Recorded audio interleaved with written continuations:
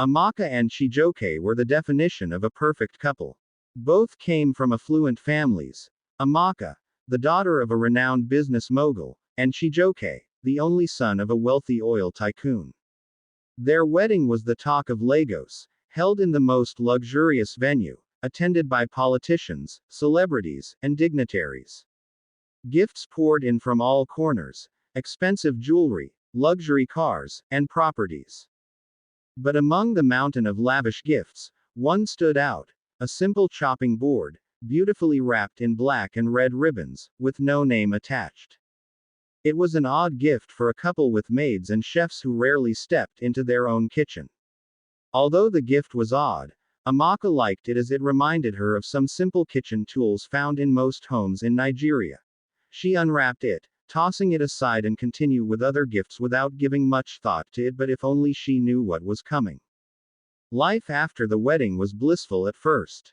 Chijoke's business was booming, and Amaka was eager to start a family. They were both happy in their new home, and were enjoying their marriage, but no sooner had they settled down as a new family than strange things began to happen, things beyond her imagination as well as that of her husband.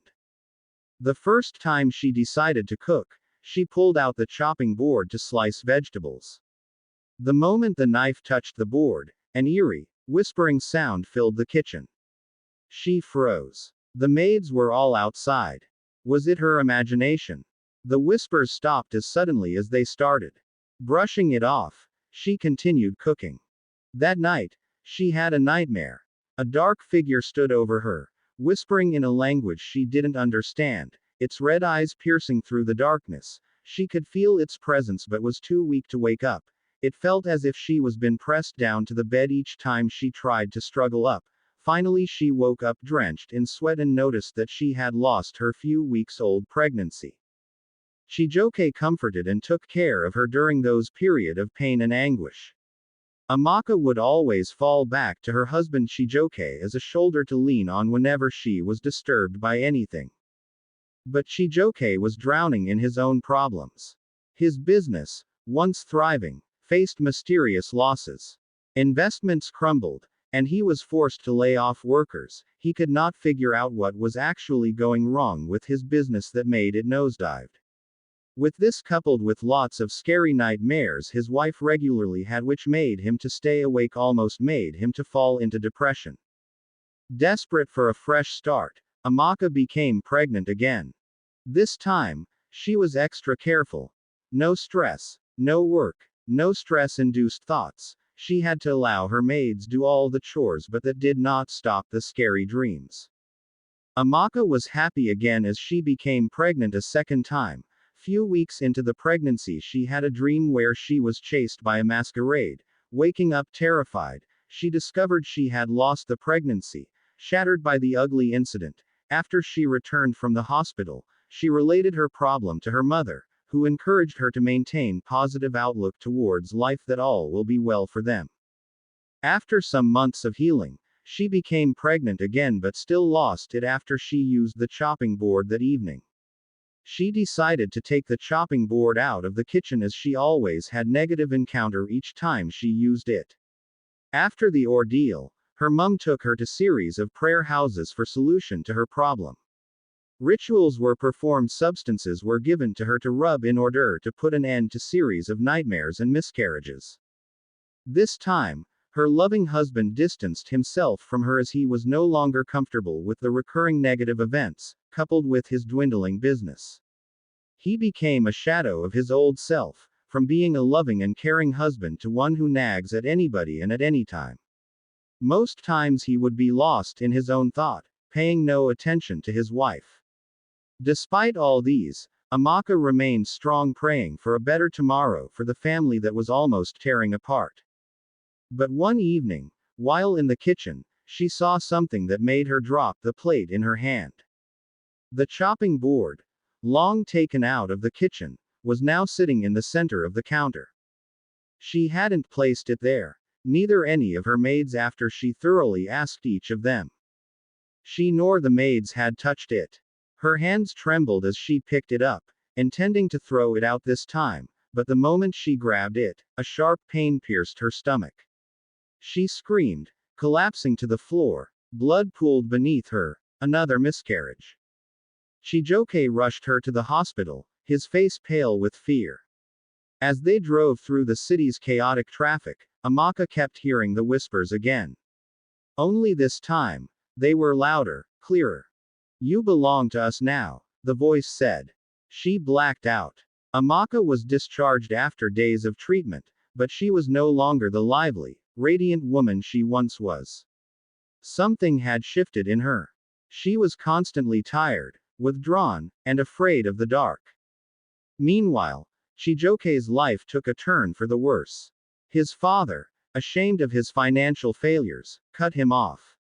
Soon after, he lost his high-ranking position in his company. He was accused of embezzling funds by the board of meeting, something he knew nothing about. The humiliation crushed him. At night, he began seeing shadows lurking in the corners of their bedroom. At first, he dismissed them as hallucinations from stress, but soon, he felt an invisible presence watching him. He heard whispers, deep and guttural. One night, he woke up gasping for breath, feeling as though hands were pressing down on his chest. His once affectionate nature turned cold. He became aggressive, impatient, and distant from Amaka. Every attempt she made to talk to him ended in an argument. The house, once filled with love, became a battlefield of silent suffering. Desperate for a positive change, Amaka increased the level of her prayers. She visited one prayer house after another, hoping for deliverance. Every pastor, prophet, and herbalist she consulted told her the same thing: something evil had entered your home. One night, she had another dream. She was standing in a forest, a pale woman in a white wrapper staring at her. The woman's face was emotionless, her voice like a whispering breeze. "You took what belongs to me." Stretching out her hands like one who wanted to collect something from someone. "Give me back my board," the woman shouted. Amaka jolted awake, her body trembling. She ran to the store and grabbed the chopping board. She examined it closely and noticed something she hadn't seen before: tiny, carved inscriptions in a strange language. That night, she didn't sleep. She stayed up, watching the board. At exactly 2 a.m., she saw it move. Not by much, just a small twitch. But it was enough. The next morning, she packed the chopping board in a black bag and rushed to an elderly priest in the vicinity, a man known for battling dark forces. The moment he opened the bag, his face darkened. "Where did you get this?" he demanded. Amaka explained, and the priest sighed deeply. "This was never meant to be in your home," he said. "This belonged to a woman who was wronged. Her spirit is restless. She cursed the object before she died." According to the priest, the woman had been brutally betrayed by a wealthy man. His family had taken everything from her, and she died cursing the man's lineage. Her spirit attached itself to the last object she had, this chopping board. "Whoever gifted you this knew exactly what they were doing," the priest added. Tears streamed down Amaka's face as she realized the implications. Someone close to them wanted to destroy their happiness. But who? The priest instructed Amaka to perform a cleansing ritual. That night, she followed his instructions: prayers, salt, fire, and anointed oil. As the board burned in the fire, the house shook violently. Chijoke, who had fallen into a deep depression, suddenly woke up gasping for breath. The shadows in the corners disappeared, and the air in the house felt lighter. Weeks later, Chijoke received an unexpected call. An old business partner wanted to invest in his company. Money started flowing again, and the bad luck lifted. Amaka, now free from the nightmares, discovered she was pregnant again. This time, the pregnancy held. Months later, at a family gathering, Amaka noticed something. Her cousin, Adora, was avoiding eye contact and felt nervous. A cold shiver ran down her spine as realization hit her. Adora went on her knees before the gathering, and confessed to be the brain behind Amaka's ordeal, that if she did not confess the evil she did publicly, she could face more troubles. The whole gathering was left bewildered. With tears streaming down her eyes, she said, "I was jealous." Adora confessed, "You had everything: wealth, love, a perfect life. I wanted to ruin it, so I had the board sent to you. I didn't think it would go that far." Amaka stared at her in disbelief.